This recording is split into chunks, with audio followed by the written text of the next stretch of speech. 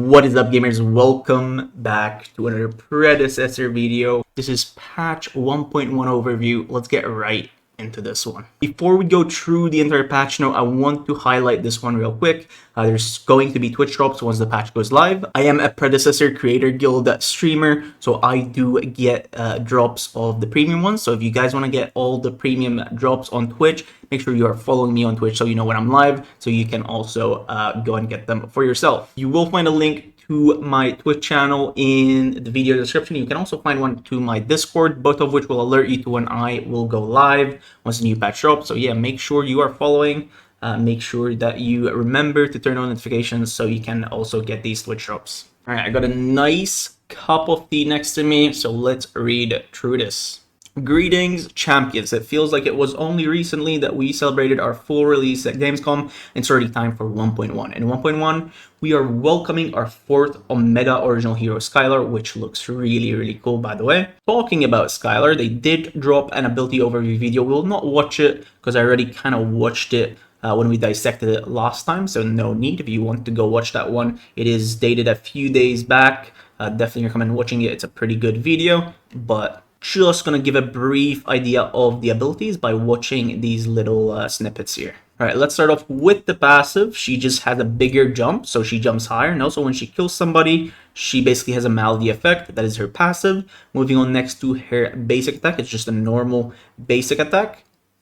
Nothing really fancy about it, but she does have an alternate form of her basic attack, but we'll get to that later. Moving to her primary ability, it's a plasma grenade. It bounces on the ground and then attaches to someone, and it also slows. You can kind of launch it really far. I will have a gameplay video on Skylar because I had access to her a bit before everyone else, and do expect a very interesting Skylar game for sure. It's already been recorded, but I can't really say much.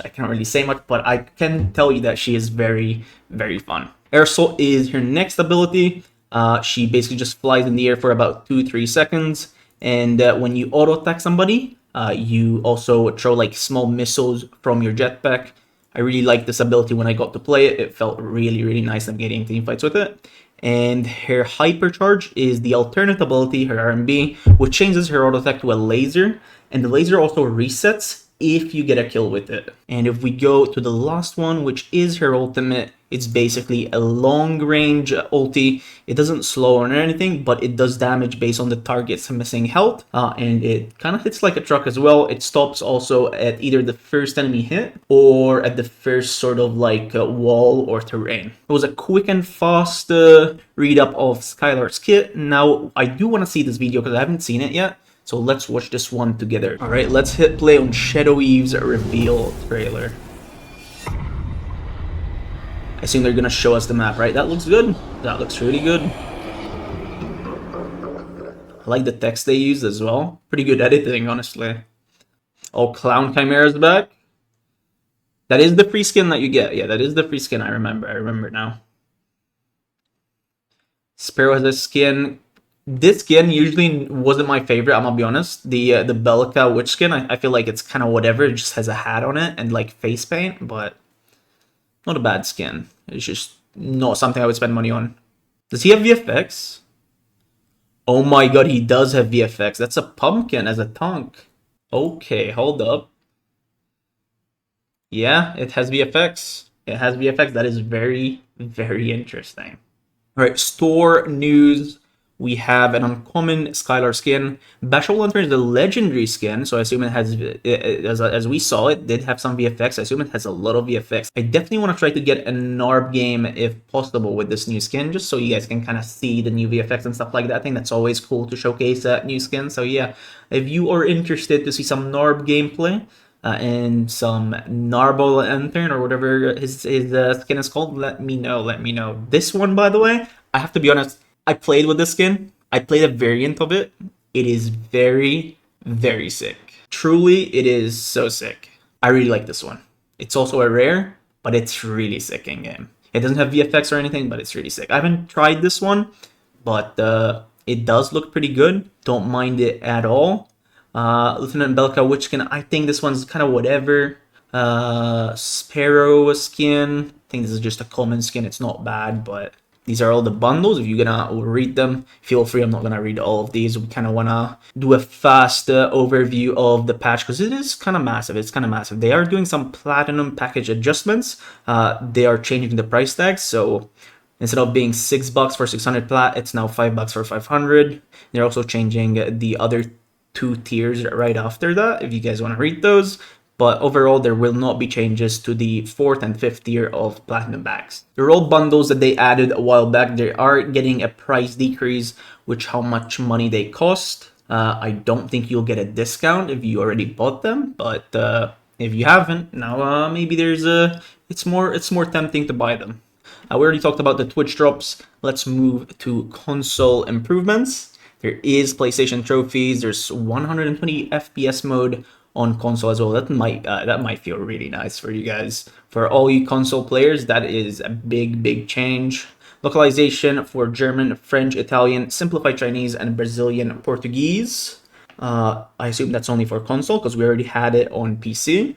Aim assist for console players can now be toggled on and off. Okay, I thought it was always an option, but I guess it was always on before. Interesting. And there is also mouse and keyboard support, something that you guys definitely wanted. I've seen a lot of you guys comment about this, and I think this is like it for all you console players. This might be your favorite, I believe, because I've been hearing a lot about this one. Right, draft improvements. Let's look at this one right here. All right, so the text is much bigger. That's for one. You can also see your mastery up here.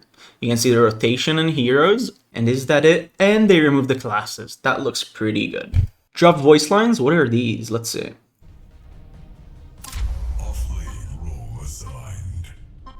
I'm kind of not a fan of this, guys.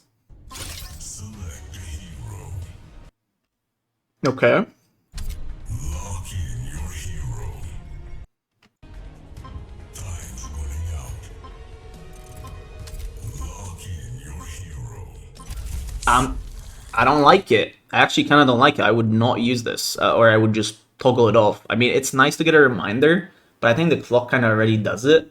I kind of hate his voice, like, lock in here. I don't know. It's like it's too edgy, bro. Why can I not get like an anime waifu just saying lock in a hero in like a cute voice? I don't know, dude. But you know, failed. That's an L right there. They could have completely made all the gamers enjoy life right there, and they just didn't. They missed the mark. This one's really cool. You can now actually see the abilities. In the what the hell? This guy has 986 seconds to pick a hero. Hello, Jesus Christ! This guy's gonna take longer than a game, dude. Stags, you're literally cheating, bro.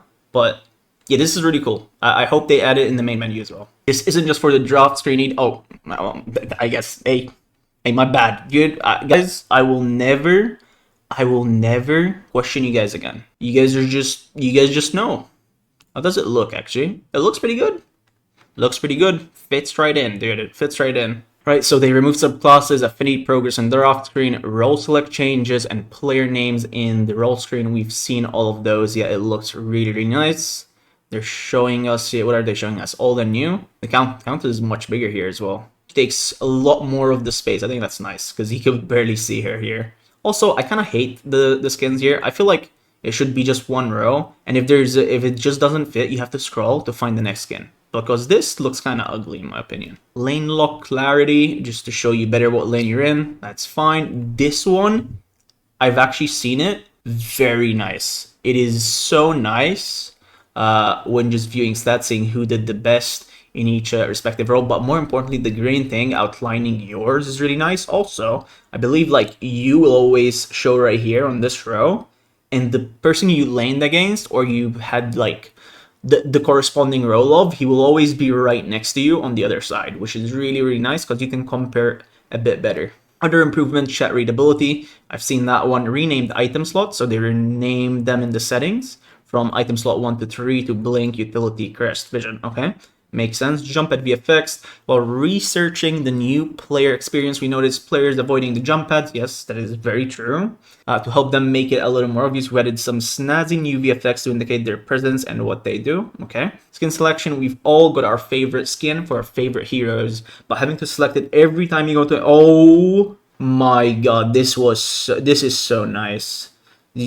All this means, and it means a lot because I really like it, is that it saves the last skin you've used. If you play Undertow Richter for one game, the next game you play Richter, it will show you or equip already the Undertow Richter skin for you, which is really, really nice. Renamed sprays, basically for better understanding of what the sprays are, because they will start adding multiple sprays of the same hero, so I think this is completely reasonable. And they adjusted the skin button. We've changed the position of the wording of the skin button on the main menu thanks to your feedback. The button now reads view skin or view hero and has been moved towards the bottom right of the screen. This was ironically one of my biggest gripes because it felt really rough. Before, it used to be buy skin in the middle of your main menu screen. It was very much in your face, and it looked bad. It looked very bad. I think them changing it is for the better. Right, we get to see new items. Now, I already kind of covered this, but now we get to see the cost and the stats. Solaris. This is the Sheen item for ADC. Basically, when you auto-attack, and then your next auto-attack will deal more damage, like Ella Frost, like Oathkeeper, and stuff like that. 3100. 45 physical power, crit chance, 250 mana, and 15 ability haste. Sounds very good on Revenant. Very good on Revenant, very good on Kira.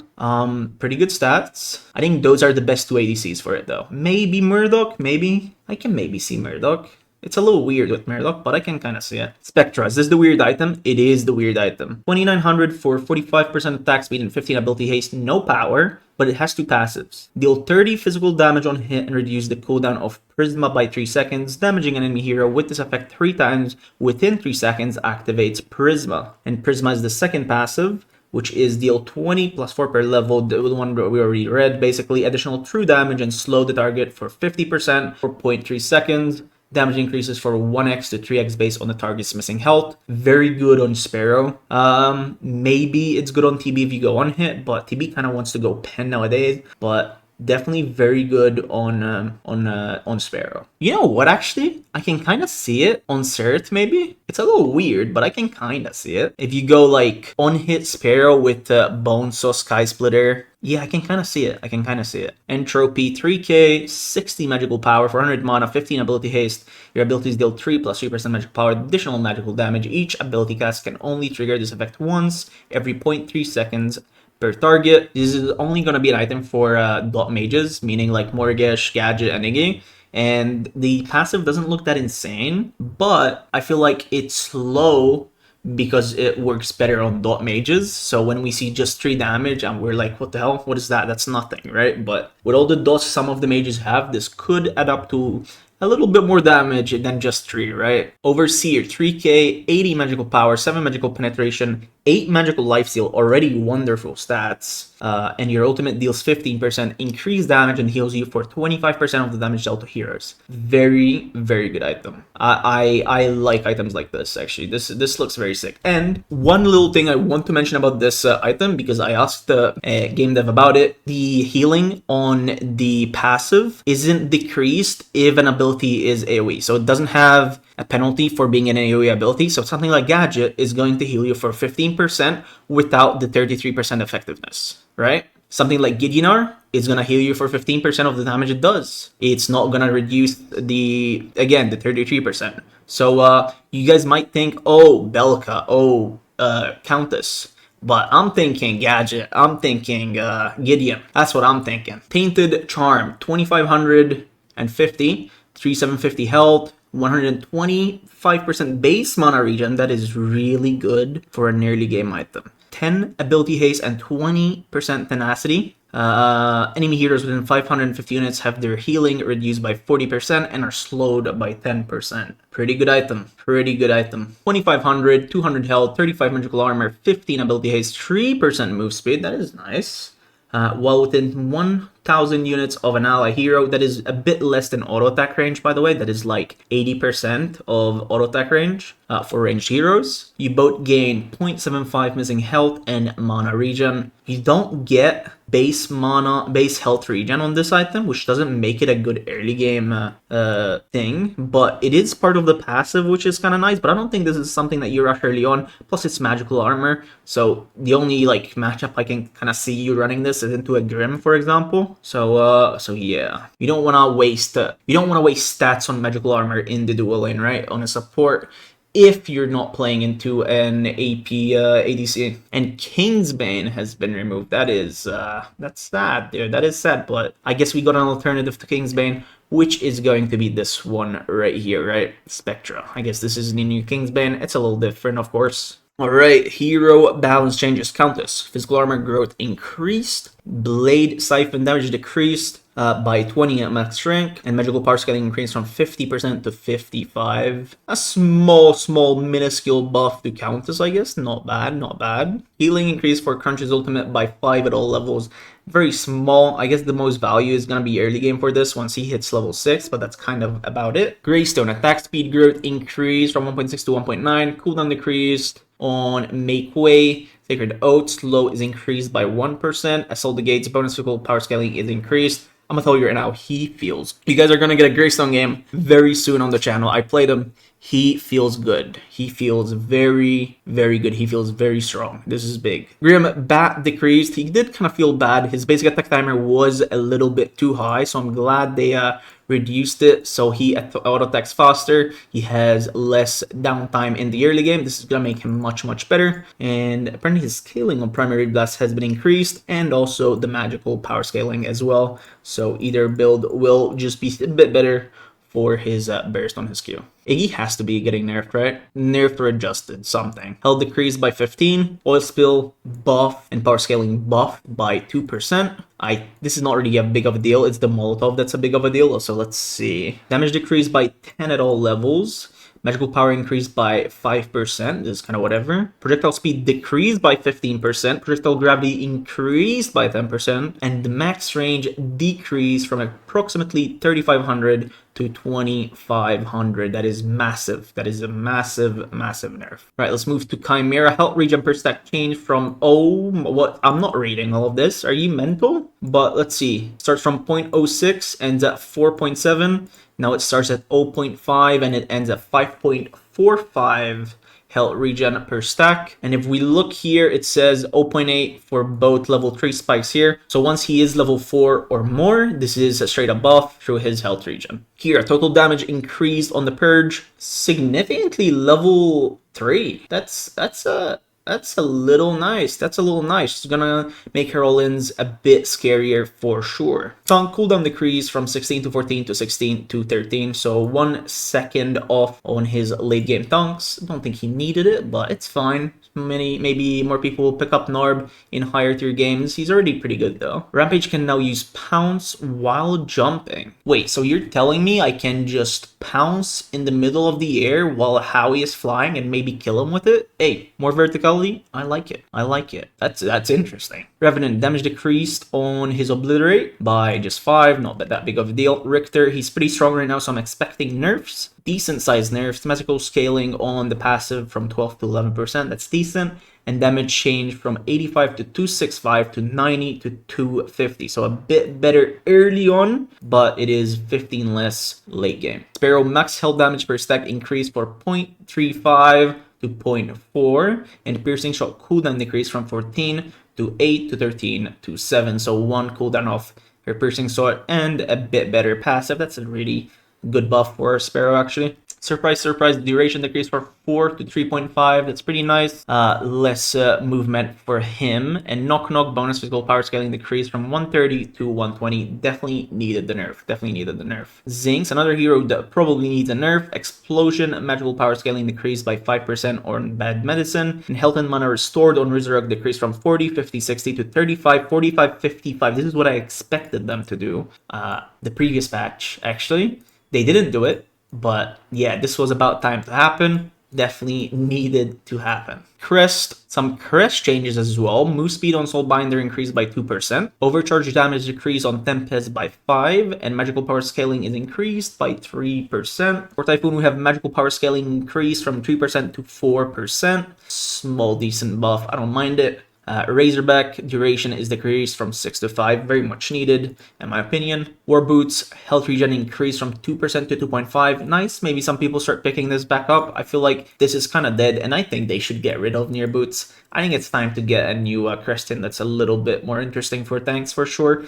The other two are just so much better in all fronts that kind of makes near boots a bit of a joke. Leaf Song move speed increased by 2%. Ashbringer physical power increased by 5%. Ashbringer is going to now be picked up a lot more because of the other item they added, the new one, the Sheen item. So this item already had a buff because of a new item that got introduced, and now it also gets a nice buff. That's going to be pretty nice for these kind of builds. Lightning Hawk physical power increased, and Chilling Momentum total physical power scaling is reduced by 5%, so a bit of adjustment there. Sky Splitter is definitely getting nerfed by 3%. Makes sense, makes sense. Omen cooldown refund increased by 20% to 25, a little bit scary if I'm being honest, but this item wasn't getting picked as much, so I'm fine with it. Mega Cosm power decreased, and the health damage is also decreased by 0.5. I think definitely needed for sure. And the last one is Fire Blossom, which is getting 25 less health, and that is the patch. That is the patch. There's some bug fix here. I'll just scroll through them. There's quite a lot, but that's a wrap. That's a wrap on 1.1. Pretty good patch overall. Definitely like what I saw. If we go to the top, it is coming on October 8th, guys. Let me know in the comment section down below what you guys think about this patch. I think it's a pretty nice patch. I'm very much looking forward to trying out the new items. They're gonna spice up the game quite a bit. And also, I am very much down for a different style map.